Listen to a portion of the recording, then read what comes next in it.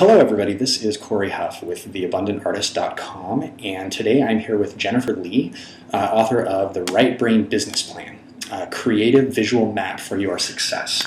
Tell me why you think artists need a business plan. Yeah. Well, first off, it's my pleasure to be here and to be with your community. So thanks for having me.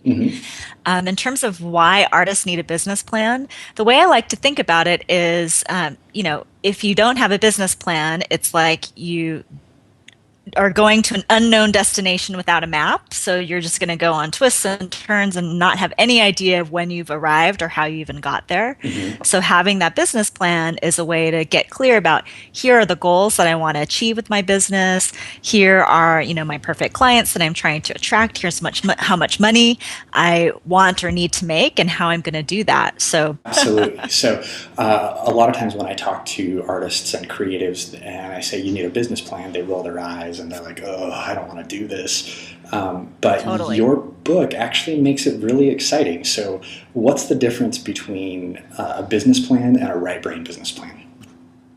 Yeah.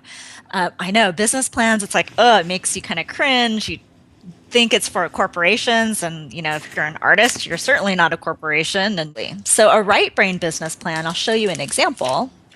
This was actually the first one that I did. So it's just in an accordion style book. And the front side of it is basically a vision board for what I wanted my business to be like. This was back in November 2007. Nice.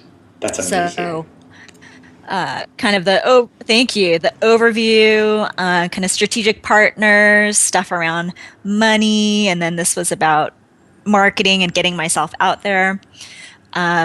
And so that's kind of the overall vision for the Hmm. business. And then on the back side, you can't just have a vision board and say that's your business plan.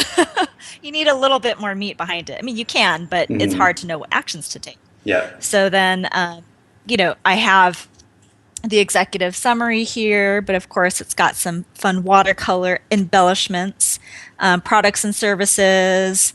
I think I had, yeah, my timeline here. It was a little mini calendar, with dates, strategic partners. I had goals and action steps in this envelope here, and then marketing goals in here.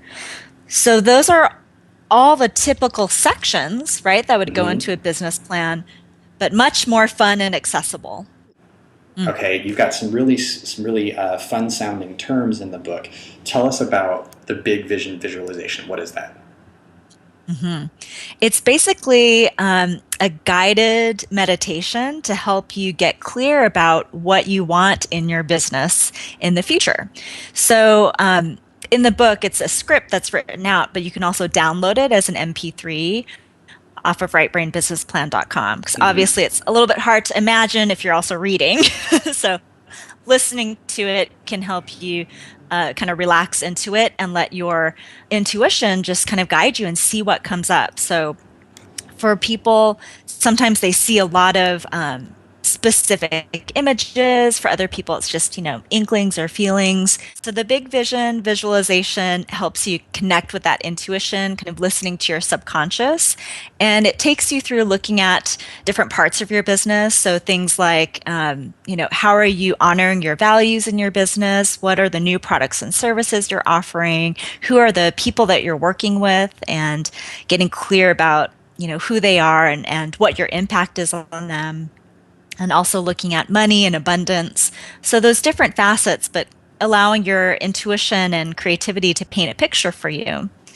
And it sometimes can be surprising what shows up. I had one person who was doing the visualization and this gazebo came up, like in this backyard. She said, "What's this gazebo?"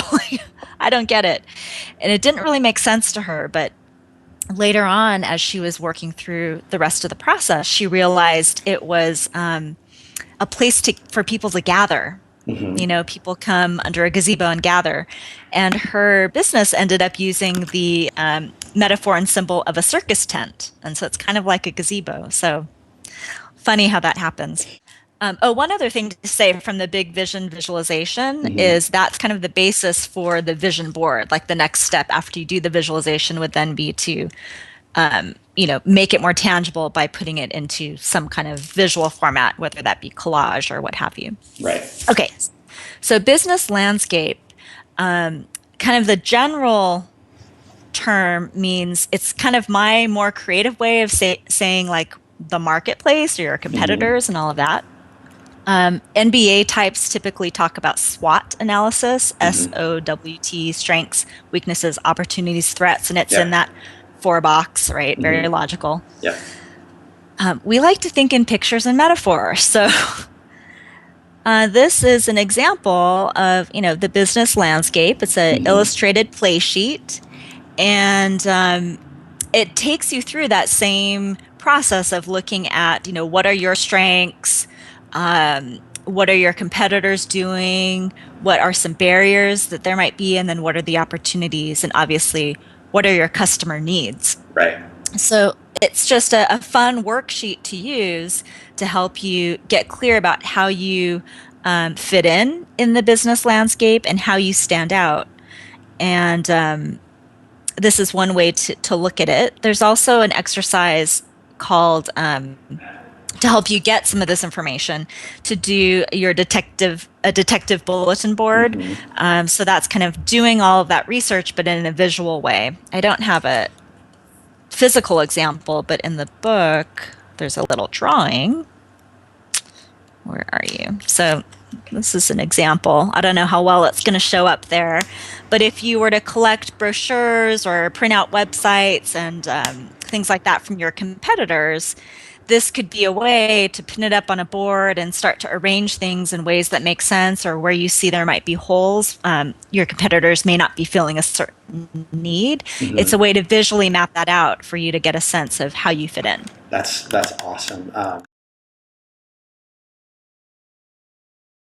We were talking about the whole business landscape idea, and I mentioned that some of the artists that I work with often say to me, marketing makes me really, really uncomfortable. I don't like doing sales. How do you plan marketing that doesn't make you feel skeezy? Right. Skeezy. So I think the most important part is to come at the marketing from an authentic place where you feel most comfortable expressing yourself and connecting with people. So if you're planning your marketing from a place of shoulds, like we hear a lot about, you should be on social media, you should go to networking events.